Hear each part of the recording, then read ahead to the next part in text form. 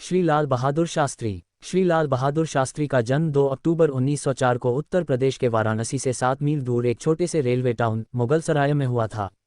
उनके पिता एक स्कूल शिक्षक थे। जब लाल बहादुर शास्त्री केवल 1.5 वर्ष के थे तभी उनके पिता का देहांत हो गया था। उनकी मां अपने तीनों बच्चों के साथ अपने पिता के घर जाकर बस गईं। उस छोटे से शहर में लाल बहादुर की स्कूली शिक्षा कुछ खास नहीं रही, लेकिन गरीबी की मार पड़ने के बावजूद उनका बचपन पर्याप्त रूप से खुशहाल बीता। उन्हें वाराणसी में चाचा के साथ रहने के लिए भेज दिया गया था ताकि वे उच्च विद्यालय की शिक्षा प्राप्त कर सकें। घर पर सब उन्हें नन्हे के नाम से पुकारते थे। वे कई मील की दूरी नंगे पांव से ही तय कर विद्यालय जाते थे, यहाँ तक कि भीषण गर्मी में जब सड़कें अत्यधिक गर्म हुआ करती थीं तब भी उन्हें ऐसे ही जाना पड़ता था। बड़े होने के साथ ही लाल बहादुर शास्त्री विदेशी दासता से आज़ादी के लिए देश के संघर्ष में अधिक रुचि रखने लगे। वे भारत में ब्रिटिश शासन का समर्थन कर रहे भारतीय राजाओं की महात्मा गांधी द्वारा की गई निंदा से अत्यंत प्रभावित हुए। लाल बहादुर शास्त्री जब केवल 11 वर्ष के थे तब से ही उन्होंने राष्ट्रीय स्तर पर कुछ करने का मन बना लिया था।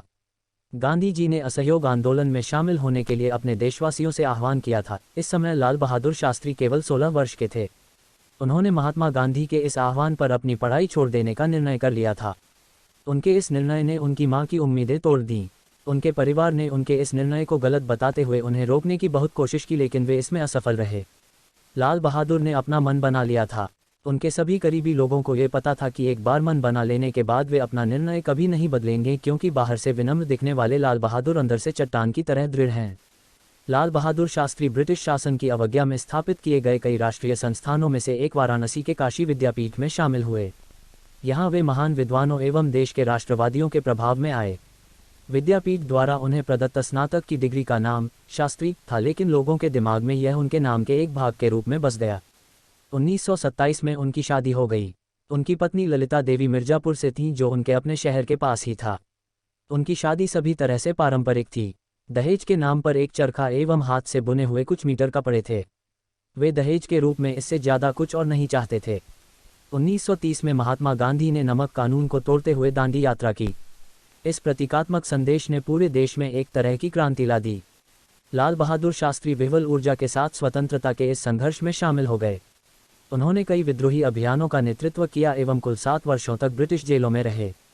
आज़ादी के इस संघर्ष ने उन्हें पुनर्तः परिपक्व बना दिया। आज़ादी के बाद जब कांग्रेस सत्ता में आई, उससे पहले ही राष्ट्रीय संग्राम के नेता विनीत एवं नम्र लाल बहादुर शास्त्री के महत्व को समझ चुके थे। 1946 में जब कांग्रेस सरकार का गठन हुआ तो इस छोटे से डायनमो को देश के शासन में रचनात्मक भूमिका निभाने के लिए कहा गया। उन्हें अपने गृह राज्य उत्तर प्रदेश का संसदीय सचिव नियुक्त किया गया और जल्द ही वे गृह मंत्री के पद पर भी आसीन हुए। कड़ी मेहनत करने की उनकी क्षमता एवं उनकी दक्षता उत्तर प्रदेश में एक लोकोक्ति बन गई। वे 1951 में नई दिल्ली आ गए एवं केंद्रीय मंत्रिमंडल के कई विभागों का प्रभार संभाला। रेल मंत्री, परिवहन एवं संचार मंत्री, वाणिज्य एवं उद्योग मंत्री, गृह मंत्री एवं नेहरू जी की बीमारी के दौरान बिना विभाग के मंत्री रहे। उनकी प्रतिष्ठा लगातार बढ़ रही थी। एक रेल दुर्घटना, जिसमें कई लोग मारे गए थे, के लिए स्वयं को जिम्मेदार मानते हुए उन्होंने रेल मंत्री के पद से इस्तीफा दे दिया था। देश एवं संसद ने उनके इस अभूतपूर्व पहल को काफ़ी सराहा। तत्कालीन प्रधानमंत्री पंडित नेहरू ने इस घटना पर संसद में बोलते हुए लाल बहादुर शास्त्री की ईमानदारी एवं उच्च आदर्शों की काफ़ी तारीफ की। उन्होंने कहा कि उन्होंने लाल बहादुर शास्त्री का इस्तीफा इसलिए नहीं स्वीकार किया है कि जो कुछ हुआ वे इसके लिए जिम्मेदार हैं, बल्कि इसलिए स्वीकार किया है क्योंकि इससे संवैधानिक मर्यादा में एक मिसाल कायम होगी।